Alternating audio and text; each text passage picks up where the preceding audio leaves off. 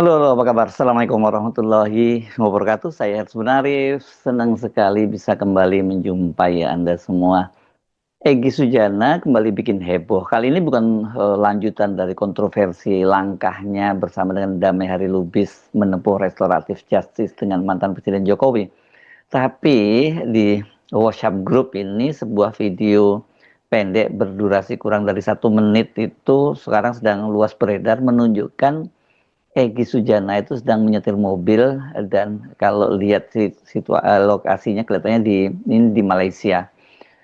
Video ini membuat banyak orang terkejut karena Egy Sujana kan sebelumnya digambarkan sedang menderita sakit dan sakitnya itu nggak main-main. Seperti dikatakan oleh pengacaranya Eli dan Neti itu sangat serius. Stadiumnya kanker stadium 4. Biasanya kalau sudah stadium 4 ini kan memasuki tahap metastase atau metastasis, ada juga nyebutnya begitu ya. Ini artinya penyakitnya sudah menyebar kemana-mana dan memang betul-betul harus mendapat penanganan yang sangat serius. Bahkan pada waktu itu Eli Danetti ketika menjelaskan kepada wartawan juga itu dia sambil menangis. Karena itulah kemudian menjadi alasan kenapa Egy Sujana itu menempuh restoratif justice, kasusnya dihentikan dan cekalnya dicabut itu supaya dia bisa berobat ke luar negeri. Jadi sebenarnya alasannya karena alasan kesehatan itu yang disampaikan oleh Eli Danetti. Dan benar saja sehari setelah diterbitkannya surat perintah penghentian penyidikan, itu hari Kamis 15 Januari lalu, itu hari Jumatnya sehari kemudian Egy langsung terbang ke Malaysia. Waktu itu keberangkatannya mendapat liputan yang sangat luas dari media. Namun sejak kemarin itu beredar sebuah video pendek, terlihat seorang pria memakai topi koboi yang mirip dengan yang dikenakan oleh Egy saat dia berangkat ke Malaysia itu sedang mengendarai mobil berwarna merah.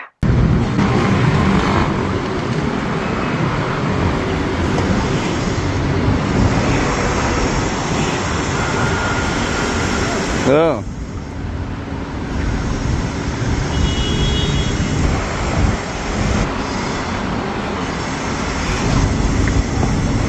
Facebook keren siapa? Allahu Akbar. Tentu saja ini video yang beredar ini banyak membuat orang terkejut gitu ya. Loh katanya sakit, kenapa kok bisa tiba-tiba nyetir mobil? Tapi banyak juga yang curiga video itu merupakan rekayasa artificial intelligence.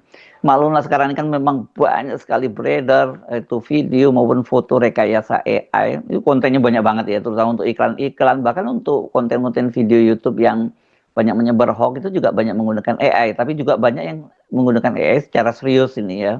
Bukan hanya untuk lucu-lucuan, tapi ada juga misalnya mengaransemen musik dan sebagainya. Jadi sebenarnya AI ini nggak selalu negatif, banyak yang kalau memanfaatkan secara positif juga dampaknya juga positif. Tapi kalau kita ngomong soal rekayasa AI ini, ya banyak orang yang terjebak gitu karena tidak cermat atau senangnya memang begitu mendapatkan informasi, dianggap ini informasi eksklusif dan dia jadi orang pertama yang mendapatkan informasi itu. Begitu dapat kiriman video atau foto langsung tanpa cross check itu disebar ya. Harusnya kan selalu saya mengingatkan mesti cek before share, gitu. Cek dulu sebelum di share. Salah satu rekayasa berkaitan dengan soal Egy Sujana dan Jokowi itu adalah foto ketika Egy berpelukan dengan Jokowi. Dan disebut itu momennya terjadi saat Egy dan Damai Hari Lubis sowan ke Jokowi di rumahnya di Sumber, Solo tanggal 8 Januari 2026. Padahal kan sebagaimana dijelaskan oleh Muhammad Rahmat, Sekjen Rejo yang ikut menemani Egy dan Damai Hari Lubis sowan ke Jokowi itu pertemuan itu tidak ada yang mendokumentasikan gitu ya. Memang benar keduanya digambarkan berpelukan begitu ya. Tapi enggak, itu fotonya enggak ada. Jadi kalau belakangan kemudian muncul foto Jokowi dan Egy berpelukan itu juga banyak sekali beredar luas di media-media sosial. Kemudian di narasinya yang macam-macam. Ini yang saya mengingatkan ini jangan dilakukan hal semacam itu ya. Tapi soal video Egy ini memang beda dengan foto dia berpelukan dengan Jokowi itu. Ya, tadi malam, itu Sabtu malam ya 17 Januari 2026 menjelang tengah malam saya dikirimi analisis video tersebut oleh Roy Suryo. Dan sebagai pakar telematika dia memastikan video itu asli bukan AI. Bahkan kemudian Roy Suryo bisa menjelaskan kapan video itu diambil dan sebagainya. Nah, itu tulisannya Roy itu yang saya kira juga menyebar luas di media sosial. Itu dia menulis seperti ini, statement saya soal video Best menyetir sendiri mobil mewah di SPBU. Hari ini saya banyak sekali mendapatkan japri, pertanyaan-pertanyaan dalam kurung konfirmasi, ini tanda tanya, tentang sebuah video berdurasi sekitar 45 detik yang menggambarkan seseorang mirip Best. Ini di dalam kurung Bang Egy Sujana menyetir sebuah mobil mewah warna merah di salah satu SPBU. Benarkah orang di video tersebut adalah Best? Lalu kapan dan di mana lokasinya? Secara teknis video tersebut berdurasi 45,40 detik dengan frame rate 29,95 fps frame per second alias standar kamera HP modern, bukan HP jadul dengan total frame sejumlah 1360 frame dan memiliki resolusi 478 x 850 pixel dengan format potret garis miring vertikal dengan kodek H.264 audio monaural garis miring mono. Mudah-mudahan Anda paham ini yang soal teknisnya ya. Saya sendiri nggak terlalu paham, jujur. Saya membacakan ini keterangan dari Roy Suryo. Ini sekaligus menegaskan bahwa video itu dipastikan asli, bukan rekayasa editing digital, apalagi hanya artificial intelligence generated. Sedangkan sosok yang disebut-sebut mirip Best dalam tanda petik memang bisa dipastikan adalah yang bersangkutan, karena justru Best lah yang mengirimkan sendiri WA, WhatsApp ke beberapa rekannya dengan caption, itu mobil saya yang sudah cukup lama dan dipegang oleh keponakan yang sedikit L.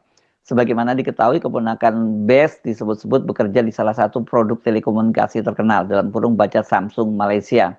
Soal lokus, garis miring lokasi video bisa dipastikan dari nomor polisi mobil mewah Volkswagen, dalam kurung VW, New Beetle keluaran terbaru warna merah menyala WA 9390 yang menunjukkan nomor polisi Malaysia.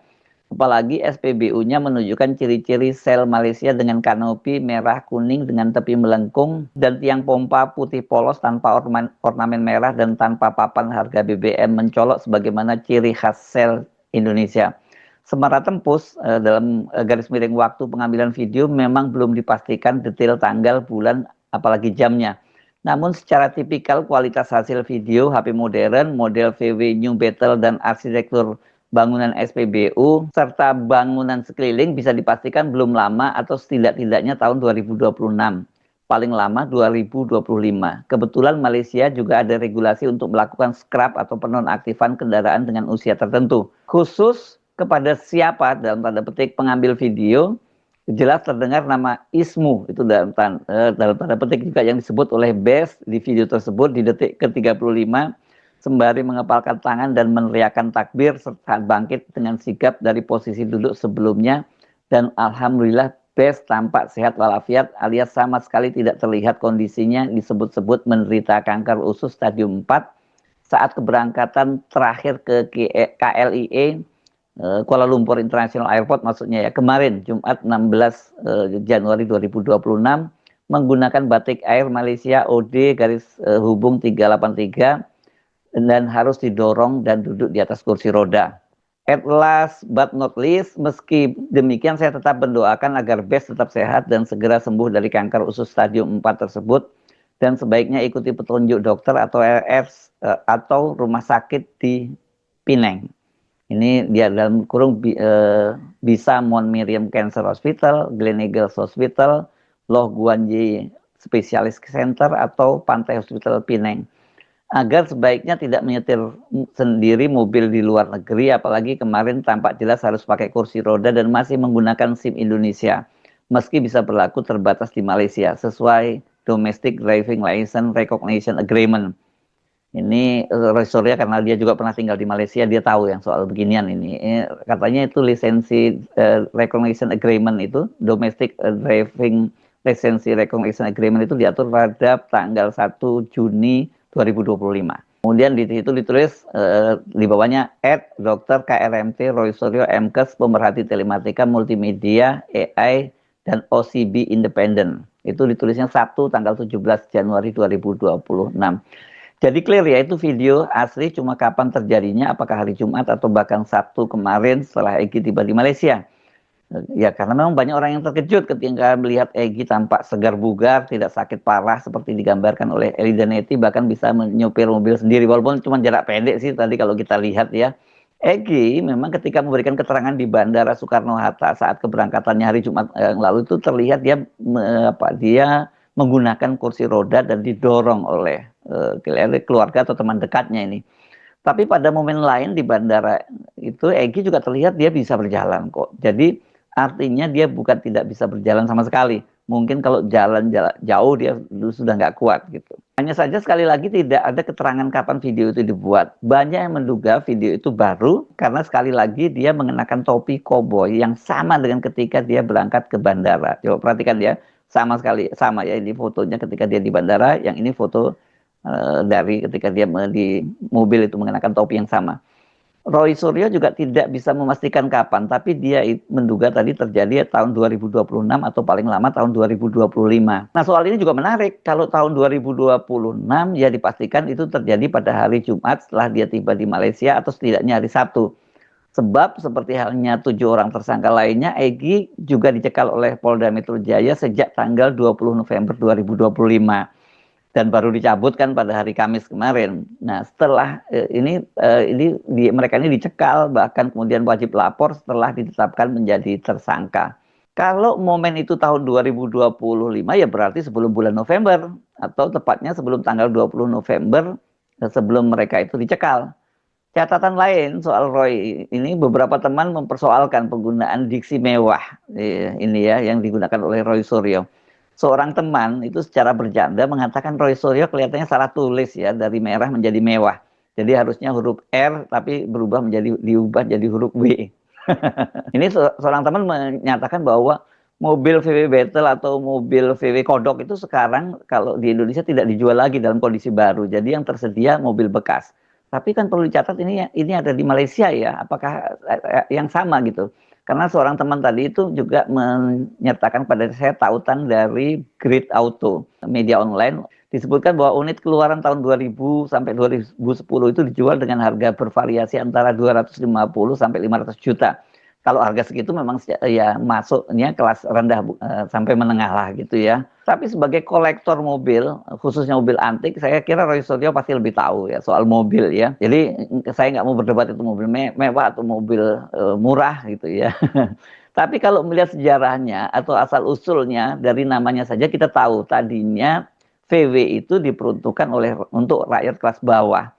Di Jerman ini ya, namanya juga Volkswagen. Ini dalam bahasa Jerman, Volk berarti rakyat dan Wagen artinya mobil. Jadi mobil rakyat, mungkin kayak di Indonesia dulu mobil kayak Timor ya. Tapi kalau Timor dulu kan buatan Korea, bukan buatan Indonesia. Kalau ini memang buatan Jerman. Dan ini memang muncul di eranya Hitler berkuasa. Targetnya waktu itu untuk memenuhi mobilitas kelas pekerja atau keluarga-keluarga muda. Tapi belakangan kan mobil ini naik kelas ya, karena dikenal sebagai mobil yang modis dan juga bergengsi. Dan ini memang khas ini orang-orang yang memilih mobil VW Kodok ini. Tapi balik ke soal Egy, entah kapan dia mengendari mobil itu, sebagai sahabat tentu kalau betul dia masih bisa mengendari mobil itu dan ini kondisi yang terbaru, ya ini tentu kabarnya mengembirakan. Dan kalau memang Bang Egy itu sakit, ya kita perlu mendoakannya lah agar segera bisa diberi kesembuhan. Soal pilihan dia bersama di Damai Hari Lubis menempuh restoratif justice dengan Jokowi, saya kira sudah waktunya kita tutup buku lah ya, supaya nggak terjebak nanti ke fitnah atau gibah dan lain sebagainya ya. Fokus sekarang support kepada Egy supaya dia segera sembuh, Bang Egy segera sembuh, dan support kepada mereka yang tetap bertahan dan teguh menegakkan kebenaran ini dengan mempersoalkan terus ijazahnya Jokowi. Soal ijazah Jokowi ini memang sebaiknya harus segera ada kejelasan dari pengadilan bagaimana statusnya supaya nggak berlarut dan korban baru berjatuhan karena mempersoalkan keabsahan ijazah Jokowi. Bagi Jokowi sendiri yang secara kasat mata jelas kita melihat dia sedang menderita sakit,